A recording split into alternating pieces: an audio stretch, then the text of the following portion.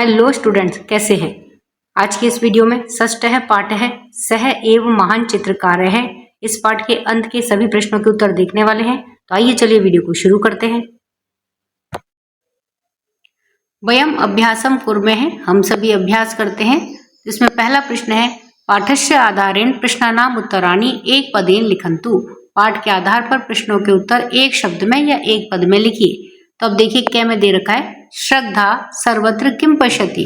श्रद्धा सभी जगह क्या देखती है। तो देखिए श्रद्धा ने क्या क्या देखा। तो या तो आप किसी भी एक पद का उत्तर लिख सकते हैं, जैसे श्रद्धा ने देखा हरितानी पर्णानी, हरे पत्ते, पुष्पाणी, पुष्प भी देखे थे, खगाह जंतवय च, पक्षी और जंतु भी देखे थे। तो एक पद में या एक शब्द में हमें उत्तर देना है। तो हरितानी पर्णानी भी लिख सकते हैं, पुष्पाणी भी लिख देंगे, या फिर खगाह जंतवय च, इनमें से भी कोई भी एक शब्द हम लिख सकते हैं। ख है शुक है केन वर्णेन शोभते। तोता किस रंग से सुशोभित होता है या किस रंग का होता है।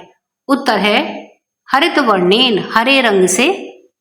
ग है श्रद्धायाः इष्ट वर्ण है कह, श्रद्धा का पसंद का रंग कौन सा है, हरित है अर्थात हरा। घ है कह महान चित्रकार है, कौन महान चित्रकार है। तो देखिए महान चित्रकार कौन है, परमेश्वर या ईश्वर, परमेश्वर है। अंग है प्रश्न आदित्य है कान दृष्टुम इच्छति, आदित्य क्या देखना चाहता है। उत्तर है चित्रवर्णः शुकः, अलग अलग रंगों के तोते। तो इस प्रकार से हम एक पद में या एक शब्द में इस तरह से उत्तर लिखेंगे। अब देखिए दूसरा प्रश्न है पाठस्य आधारेण प्रश्नानाम उत्तराणि पूर्ण वाक्येन लिखन्तु। पाठ के आधार पर प्रश्नों के उत्तर पूर्ण वाक्य में लिखिए। क्या प्रश्न है आचार्यस्य प्रवारकस्य वर्ण है कह, आचार्य के कोट का रंग क्या है। उत्तर है आचार्यस्य प्रवारकस्य वर्ण है श्वेत है अस्ति, आचार्य के कोट का रंग श्वेत है या सफेद है। ख कुत्र विविधेषु वर्णेषु पाटल पुष्पाणि सन्ति, कहाँ पर विभिन्न रंगों के गुलाब के पुष्प हैं। उत्तर है मंजुलस्य उद्याने विविधेषु वर्णेषु पाटल पुष्पाणि सन्ति, मंजुल के बगीचे में विभिन्न रंगों के गुलाब के पुष्प हैं। ग है प्रश्न किम बहुवर्णमयम इति मंजुलस्य अभिप्राय है, क्या अनेकों रंगों से युक्त है, यह मंजुल का अभिप्राय है। उत्तर है इंद्रधनुः बहुवर्णमयम इति मंजुलस्य अभिप्राय है अस्ति, इंद्रधनुष अनेकों रंगों से युक्त होता है, यह मंजुल का अभिप्राय है। घ है प्रश्न चित्रवर्ण शुकाः कीदृशाः भवन्ति, रंगीन तोते किस प्रकार के होते हैं। उत्तर है चित्रवर्ण शुकानां पक्षः नीलः पीतः रक्तः च भवन्ति, अनेकों रंगों वाले तोते के पंख नीले पीले और लाल होते हैं। अंग वाक्य है कश कश वर्ण है कृष्ण है, किस किस का रंग काला होता है। उत्तर है काकस्य पिकस्य च वर्ण है कृष्ण है भवति, कौवे और कोयल का रंग काला होता है। तो इस प्रकार से हम पूर्ण वाक्य में उत्तर लिखेंगे। अब देखिए तीसरा प्रश्न है उचित वर्णेन सह शब्दम योजयन्तु। उचित वर्णों के साथ में यानी कि सही रंगों के साथ में शब्दों को जोड़िए। तो यहाँ पर देखिए दोनों तरफ रंग के ये चित्र बने हुए हैं और बीच में उनसे संबंधित रंग लिखे हुए हैं। तो अब हमें इन चित्रों को उनके सही रंग के साथ में जोड़ना है। जैसे यहाँ पर दे रखा है रक्त वर्ण यानी कि लाल रंग, तो हम जोड़ेंगे लाल रंग से। नील वर्ण है यानी कि नीला रंग, तो इसे जोड़ेंगे नीले रंग से। इसी प्रकार से कृष्ण वर्ण है यानी कि काला रंग, तो इसे काले रंग से जोड़ देंगे। हरित वर्ण है अर्थात हरा रंग, तो हरे रंग के साथ में जोड़ देंगे। पीत वर्ण है पीला रंग, तो पीले रंग के साथ में जोड़ देंगे। श्वेत वर्ण है यानी कि सफेद रंग, तो यहाँ पर देखिए ये सफेद है। पाटल वर्ण है अर्थात गुलाबी रंग, तो यहाँ देखिए इसको जोड़ेंगे हम ऊपर ऊपर वाले चित्र से, ये हो गया पाटल वर्ण है। नील लोहित यानी कि जामुनी रंग, तो यहाँ पर इसको जामुनी या बैंगनी रंग से जोड़ देंगे। और अब देखिए इनके सामने लिख भी देंगे कि गुलाबी रंग को हम क्या कहते हैं, पाटल वर्ण या गुलाबी। काले रंग को कहते हैं कृष्ण वर्ण है या काला। नीले रंग को कहते हैं नील वर्ण या नीला। लाल रंग को कहते हैं लाल या रक्त वर्ण है। यहाँ पर देखिए हरा रंग है तो इसको क्या कहेंगे, हरित वर्ण है या हरा। ये सफेद रंग है तो इसको कहते हैं श्वेत वर्ण है या सफेद। ये जामुनी रंग है तो इसको क्या लिखेंगे, जामुनी या नील लोहित है। इसी प्रकार से ये पीला रंग है, इसके लिखेंगे हम पीला या पीत वर्ण है। चौथा प्रश्न है, राष्ट्रध्वज से समुच्चयैः वर्णैः अधः प्रदत्तेषु वाक्येषु रिक्त स्थानानि पूरयन्तु। राष्ट्रध्वज को उचित रंगों के द्वारा नीचे दिए गए वाक्यों में रिक्त स्थानों में भरिए। तो राष्ट्रध्वज के जो रंग होते हैं उनको हमें यहाँ नीचे जो ये राष्ट्रध्वज दे रखा है इसको हम देखेंगे, और यहाँ पे जो वर्ण ये वाक्य दे रखे हैं इन वाक्यों के रिक्त स्थानों में वह वर्ण हमें भरने हैं। यानी कि राष्ट्रध्वज में सबसे ऊपर क्या होता है, बीच में क्या होता है, नीचे क्या होता है, इससे संबंधित यहाँ पर ये वाक्य दे रखे हैं। तो अब देखिए हम किस तरह से खाली जगह में रंगों के नाम भरेंगे। क्या है, ऊपर ही रिक्त स्थान वर्ण है अस्ति। तो राष्ट्रध्वज में सबसे ऊपर जो रंग होता है वो कौन सा होता है, केसर या केसरिया। ख है, मध्य वर्ण है अस्ति, और बीच में कौन सा रंग होता है, श्वेत है अर्थात सफेद।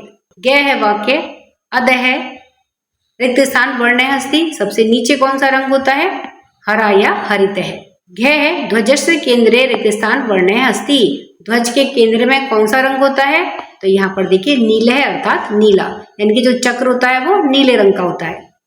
तो यहाँ पर देखिए सबसे ऊपर केसरिया, बीच में श्वेत है यानी कि सफेद, और नीचे हरित है यानी कि हरा, और बीच में है ये देखिए नीले रंग का चक्र।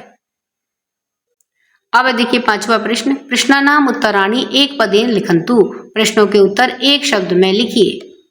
क है, केशानाम वर्ण है कह, केशानाम अर्थात बालों का, वर्ण है कह, रंग क्या है, तो देखिए बाल किस रंग के होते हैं, काले रंग के होते हैं, तो क्या लिखेंगे, कृष्ण है। क है, आकाशस्य वर्ण है कह, आकाश का रंग कैसा होता है, तो आकाश का रंग नीला होता है, लिखेंगे सामने नील है।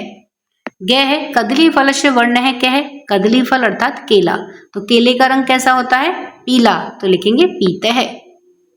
घ है, तृणस्य वर्ण है कह, तिनके का रंग कैसा होता है, तिनका यानी कि जो घास का तिनका होता है उसका रंग कैसा होता है, हरे रंग का, तो लिखेंगे हरित है।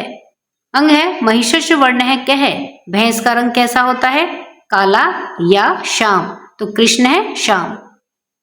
च है, मयूरस्य वर्ण है कह, मोर का रंग कैसा होता है, तो देखिए मोर में बहुत सारे रंग होते हैं, वो किसी एक रंग की नहीं होती है, तो इसलिए लिखेंगे इसको चित्र वर्ण है, अनेकों रंगों की या रंगीन, मोर का रंग होता है रंगीन। छठा प्रश्न है, रेखा चित्रेषु निर्दिष्टान वर्णान पूरयन्तु। रेखा चित्रों में निर्देश के अनुसार रंगों को भरिए। तो यहाँ पर देखिए ये तोते का, यहाँ पर ये पाटल है यानी कि गुलाब का, ये एक कोट दे रखा है, और यहाँ पर ये एक पुष्प का चित्र हमें दिखाई दे रखे हैं, यानी कि ये रेखा चित्र बने हुए हैं। अब निर्देश दिया है कि तोते में हमें हरित है, हरा रंग भरना है, यहाँ पर एक गुलाब का पुष्प है तो उसमें पाटल है यानी कि गुलाबी रंग भरना है, यहाँ पर ये कोट है तो उसमें हमें नीला रंग भरना है, और ये पुष्प है तो उसमें हमें रक्त है यानी कि लाल रंग भरना है, ऐसा यहाँ पर निर्देश दिया गया है। तो अब देखिए ये आउटलाइन तो बनी हुई है, और आप इसमें अब जो कलर हमें बताए हैं वो रंग आपको भरने हैं। तो देखिए इस प्रकार से हम तोते में हरा, गुलाब के फूल में गुलाबी रंग, कोट के अंदर नीला रंग, और इस पुष्प के अंदर लाल रंग, इस प्रकार से भरेंगे। इसी प्रकार से देखिए और ये चित्र दे रखे हैं, ये ऑरेंज का चित्र दे रखा है यानी कि नारंगी का, यहाँ पर ये देखिए गाय का चित्र दे रखा है जिसे हमें श्वेत रंग से भरना है, नारंगी को हमें केसरिया रंग से भरना है, केसर है। इसी तरह से ये कदली फल यानी कि केले का चित्र दे रखा है, इसे हमें पीत है यानी कि पीले रंग से भरना है। ये यहाँ पर कौवे का चित्र दे रखा है और इसे हमें कृष्ण है अर्थात काले रंग से भरना है। तो कुछ इस प्रकार से इन चित्रों को हम भरेंगे। तो अब देखिए ये जो गाय है इसको हमें सफेद रंग से भरना था, तो इसको खाली इस प्रकार से छोड़ देंगे। तो इस प्रकार से इन दिए गए रेखा चित्रों में हमें जो नीचे बॉक्स में रंग दे रखा है उसी के अनुसार ही हमें रंग भरना है। अब देखिए योग्यता विस्तार में दिया है, सायंकाले त्वम अंबर कोणे, शाम के समय तुम अंबर के कोने में या तुम आकाश के कोने में। नित्यम वयम प्रकृत्याम वर्णान पश्यामः, प्रतिदिन हम प्रकृति के रंगों को देखते हैं। एतत् पद्यम सर्वेषां वर्णानां रचयिता भगवान परमेश्वर है एव इति भावम प्रकटयति।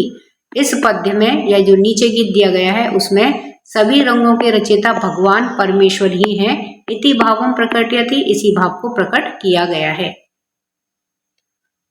तो देखिए कल्लड़ी कृष्ण मूर्ति के द्वारा ये गीत रचा गया है और गीत है सायंकाले त्वम अंबर कोणे बिलखति प्रकृतिर्वर्णयचयम् रक्तम पीतम श्वेतम चित्रम नीलम शबलित द्रगिबहुनम वर्ण विचित्रम गगनम दृष्ट्वा बाला सर्वे तुष्यन्ति द्रष्टुम सर्वं तस्य समीपम विहगाः विविधाः गच्छन्ति प्रतिनिमिषं सह हि वर्ण विशेषः नव्यं रूपं प्राप्नोति गंधर्वाणां मंदिरम अपि नित्यम अपि सर्वे मतर्याः कथयन्ति प्रतिदिनम एवं गगने सायं रचिता वर्णा केनयिते तुभ्यं सर्व कलाकाराणां नायक भगवन नमो नमः। अब इसका अर्थ भी देख लेते हैं। सायंकाले त्वम अंबर कोणे बिलखति प्रकृतिर्वर्णचयम्, अर्थात शाम के समय तुम अंबर के कोने में, आकाश के कोने में प्रकृति के अनेकों रंगों को बिखेर देते हो। रक्तम पीतम श्वेतम चित्रम नीलम शबली तद्रिभवम, अर्थात रक्तम यानी लाल, पीतम पीला, श्वेतम सफेद, चित्रम यानी रंगीन, नीलम नीला, शबली अर्थात चितकबरा, तद्रिभवम यानी कि अद्भुत वैभव दिखाई देता है। तो इन सभी रंगों को जब तुम आकाश में बिखेर देते हो तो ऐसा अद्भुत नजारा दिखाई देता है। वर्ण विचित्रम गगनम दृष्ट्वा बालाः सर्वे तुष्यन्ति, और इन रंगों के, विभिन्न प्रकार के रंगों को आकाश में देख करके जो बालक हैं, जो बच्चे हैं, वो अत्यंत ही प्रसन्न हो जाते हैं। द्रष्टुम सर्वम तस्य समीपम विहगा विविधः गच्छन्ति, और उसको देखने के लिए, यानी कि इन विभिन्न प्रकार के रंगों को देखने के लिए आकाश के पास में अनेकों प्रकार के पक्षी भी उसके पास में चले जाते हैं या उसकी ओर जाते हैं। प्रतिनिमिषम सह ही वर्ण विशेष है नव्यम रूपम प्राप्नोति, प्रतिनिमिषम अर्थात प्रत्येक क्षण, सह यानी कि वह ही निश्चित रूप से वर्ण विशेष है, विशेष प्रकार के वर्णों से नव्यम रूपम प्राप्नोति, नए नए रूप को प्राप्त करता है, अर्थात नया नया स्वरूप धारण करता है। गंधर्वाणां मंदिरम इत्यपि सर्वे मतर्याः कथयन्ति, और सभी मनुष्य से कहते हैं जैसे कि यह गंधर्वों का महल हो, यानी कि उस विभिन्न प्रकार के रंगों से युक्त आकाश को देख करके सभी मनुष्य कहते हैं कि ऐसा प्रतीत हो रहा है जैसे कि यह गंधर्वों का महल हो। प्रतिदिनम एवं गगने सायं रचिता वर्णा कहनेते, प्रतिदिन ही गगन में, आकाश में शाम के समय इन वर्णों के रचिता कौन है, ये वर्ण किसने रचे हैं। तुभ्यम सर्व कलाकाराणाम नायक भगवन नमो नमः, तुम ही सभी कलाकारों के नायक हो, तो हे भगवान आपको नमस्कार है। इस प्रकार से स्टूडेंट हमने इस पाठ के अंत के सभी प्रश्नों के उत्तर को देख लिया है। अब हम अगले वीडियो में सप्तमः पाठ है अतिथि देवो भव, इस पाठ के अर्थ, भावार्थ और कठिन शब्दार्थों को देखेंगे। तब तक के लिए वीडियो पसंद आए वीडियो को लाइक करिए, शेयर करिए, चैनल पर नए हैं तो सब्सक्राइब करना ना भूलें। मिलते हैं अगले वीडियो में, इसी के साथ धन्यवाद।